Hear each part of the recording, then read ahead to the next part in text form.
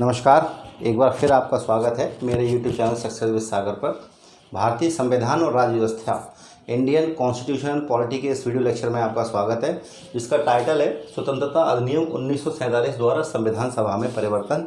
देखिएगा नॉर्मली इस टॉपिक को स्किप कर दिया जाता है, लेकिन कई दफ़ा इससे प्रश्न पूछे जाते हैं।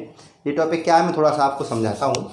देखिएगा 1946 में कैबिनेट मिशन ने संविधान सभा का निर्माण कर दिया। संविधान सभा का निर्माण कर दिया किसने? कैबिनेट मिशन ने। ये सब आप जानते ही हैं। 3 मेंबर कैबिनेट मिशन के इंडिया आए थे, पैट्रिक लॉरेंस, A.B. अलेक्जेंडर और सर स्टैफोर्ड क्रिप्स। इन्होंने संविधान सभा का गठन किया, जो कि जुलाई 1946 में चुनाव होने के बाद गठन होता है। अंतरिम सरकार का गठन किया। अंतरिम सरकार में अध्यक्ष वाइसरॉय थे और उपाध्यक्ष नेहरू जी थे, बाकी और मेंबर थे, सब मैं आपको बता चुका हूँ। संविधान सभा के चुनावों में सबसे ज़्यादा सीटें कांग्रेस की, 73 सीटें मुस्लिम लीग की, 15 सीटें आदर्श की, क्योंकि 296 सीटों के लिए चुनाव हुए थे। 93 सीटों के लिए देशी रियासतों ने चुनाव लड़ने से मना कर दिया। उन्होंने कहा हम भारत में शामिल नहीं होना चाहते हैं। कांग्रेस की सीटें ज़्यादा आईं। अंतरिम सरकार में उपाध्यक्ष जवाहरलाल नेहरू को बनाया गया। इस सब को देखते हुए मुस्लिम लीग ने विरोध किया और 16 अगस्त 1946 को सीधी कार्रवाई दिवस घोषित कर दिया और भारत में, खासकर बंगाल में बड़े लेवल पर दंगे शुरू हो गए। 1946 के बाद धीरे धीरे क्या होता है, दंगे बढ़ते जाते हैं और कांग्रेस विभाजन के लिए राजी हो जाती है। और विभाजन की जब कांग्रेस राजी हो जाती है तो विभाजन करने के लिए लंदन से लॉर्ड बेवेल के स्थान पर किसे भेजा गया? लॉर्ड माउंटबेटन को भेजा गया। और माउंटबेटन ने इंडिया आने के बाद भारत की सभी पार्टियों से बात की, एक प्लान तैयार किया, उसे माउंटबेटन योजना कहा जाता है। ये आप पढ़ चुके हैं। माउंटबेटन योजना के आधार पर ब्रिटेन की संसद ने क्या किया? 18 जुलाई 1947 को एक अधिनियम पारित कर दिया।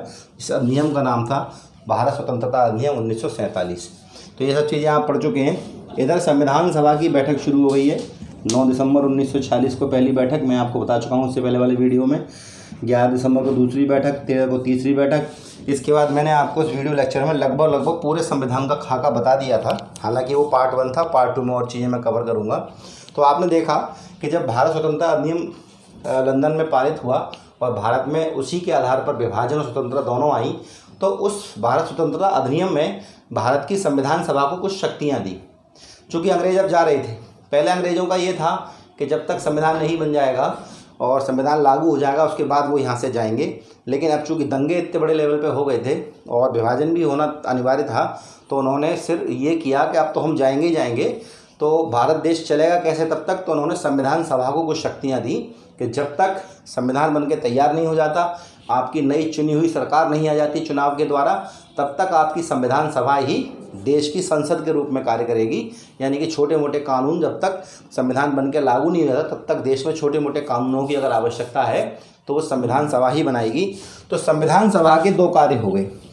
संविधान सभा को सबसे पहली पावर जो दी गई वो दी गई क्या कि वह ब्रिटिश कानून, कोई ब्रिटिश कानून रद्द कर सकती थी। यानी स्वतंत्रता अधिनियम 1947 ने संविधान सभा में पहला परिवर्तन क्या किया कि संविधान सभा को पूर्ण रूप से संप्रभु निकाय, संप्रभु निकाय का मतलब है अपने आप में कंप्लीट। अब अंग्रेजों का इस पर कोई कंट्रोल नहीं है। तो संविधान सभा को स्वतंत्रता अधिनियम 1947 ने क्या किया? पूर्ण रूप से संप्रभु निकाय बनाया गया, जो स्वेच्छा से कोई भी संविधान बना सकती थी। अब इस पर अंग्रेजों का कोई भी हस्तक्षेप नहीं रहेगा। ये किसने डिसाइड कर दिया?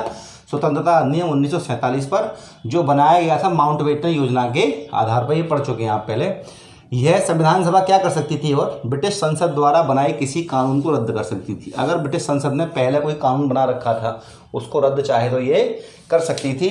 संविधान सभा 2 तरह से काम कर रही थी। संविधान सभा एक तो विधायिका के रूप में काम कर रही थी और एक संविधान सभा संविधान निर्माण के रूप में कार्य कर रही थी। इसका मतलब क्या है? देखिएगा, देश चलता है संसद से, या राज्य की बात करें राज्य में विधानमंडल होता है, और आप देश की बात करें संसद होती है। तो देश को चलाने के लिए एक विधानमंडल की आवश्यकता होती है, विधायिका की आवश्यकता होती है। विधायिका अगर सेंट्रल में बात करें तो संसद से कहते हैं, और राज्यों में बात करें तो विधानमंडल को ही विधायिका कहते हैं। और संविधान सभा का दूसरा मेन काम क्या था? संविधान निर्माण। अब चूँकि अंग्रेज चले गए हैं, अंग्रेज कंप्लीटली इंडिया से चले गए हैं, तो देश चलाएगा कौन तब तक? देश कौन चलाती है? संसद। या राज्य में कौन चलाता है? विधानमंडल। संसद में सभी होते हैं, राष्ट्रपति, प्रधानमंत्री, ये सब लोग होते हैं। तो वो संविधान सभा का पहला काम था संविधान निर्माण, जो कि 9 दिसंबर 1946 से चालू हो गया है और जो चलेगा 26 नवंबर 1949 तक। दूसरा काम क्या है, एक विधायिका के रूप में कार्य करना, यानी कि जब तक संविधान बन के लागू नहीं हो जा रहा तब तक वो एक संसद के रूप में कार्य करेगी।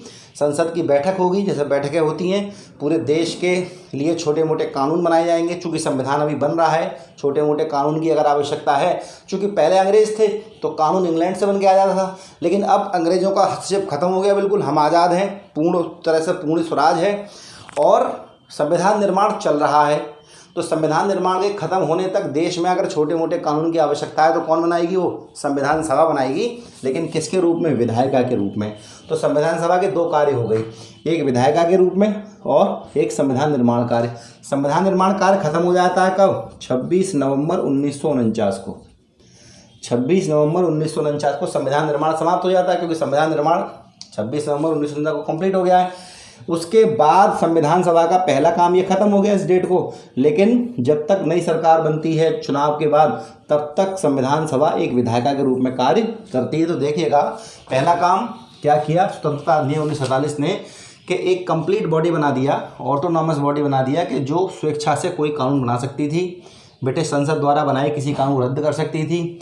अब देखिएगा इंपॉर्टेंट लाइन जो मैंने आपको अभी बताई वो क्या है, संविधान सभा अब एक विधायिका बन गई थी, अर्थात विधायिका मतलब वही संसद बन गई थी, अर्थात संविधान सभा के दो अलग अलग काम सौंपे गए। दो अलग अलग काम हो गए, संविधान निर्माण और देश को चलाने के लिए छोटे मोटे कानून बनाए जाना काम सौंपे गए, जिनमें एक का कार्य देश का संविधान बनाना तथा देश के लिए सामान्य कानून लागू करना था। यानी कि संविधान बनाना वो चल ही रहा है संविधान, लेकिन जब तक संविधान निर्माण पूरा होता है तब तक देश चलाने के लिए छोटे मोटे कानून बनाने की जरूरत अगर पड़ती है तो अभी कौन बनाएगा, संविधान सभा बनाएगी। अब संविधान सभा की अलग अलग तो बैठक होती थी। संविधान सभा की बैठक संविधान निर्माण के लिए होगी तो अलग बैठक होगी, और अगर एक विधायिका के रूप में बैठक होगी तो अलग बैठक होगी। जब संविधान सभा की बैठक हो रही है संविधान निर्माण के लिए, तो अध्यक्षता कौन करेंगे, डॉक्टर राजेंद्र प्रसाद, क्योंकि संविधान सभा के अध्यक्ष कौन थे, डॉक्टर राजेंद्र प्रसाद थे। आपको पता ही, बता चुका हूँ मैं आपको।